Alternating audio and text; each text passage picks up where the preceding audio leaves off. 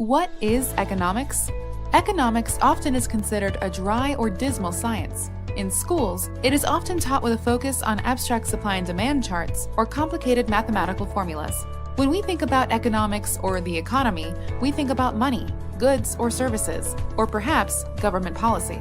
Although these are aspects of an economy, economics at its core is about human actions. It's about the choices and actions we make as individuals.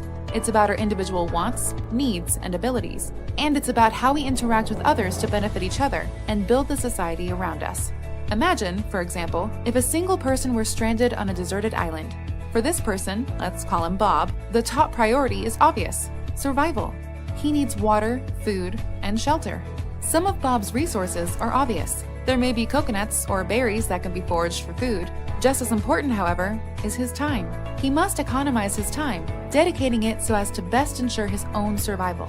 Does Bob focus on finding water, or does he dedicate his first few hours to building a shelter? Right away, Bob is forced to make decisions about trade-offs, the costs of making one decision over another.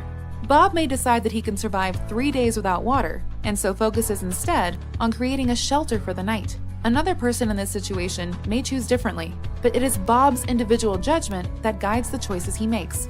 Bob's decision may not be the right one. Risk and uncertainty are an inherent part of our human existence.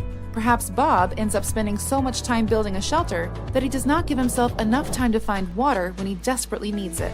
Bob's decision affects the number of days he can survive on the island. In this case, his profit is measured in terms of the number of days he is able to live, having made this choice.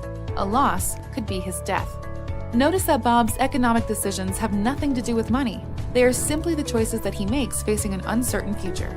Luckily, most of our economic decisions are not matters of life and death, but basic decisions that we all make every day.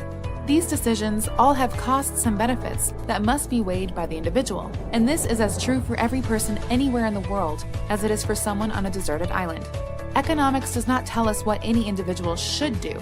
Instead, economics is about understanding the costs of our decisions, about understanding how we can create value by satisfying our wants and the wants of others, and about the ways that we as individuals all play a role in contributing to the rise or fall of human civilization. The question for each of us is, what role do we want to play?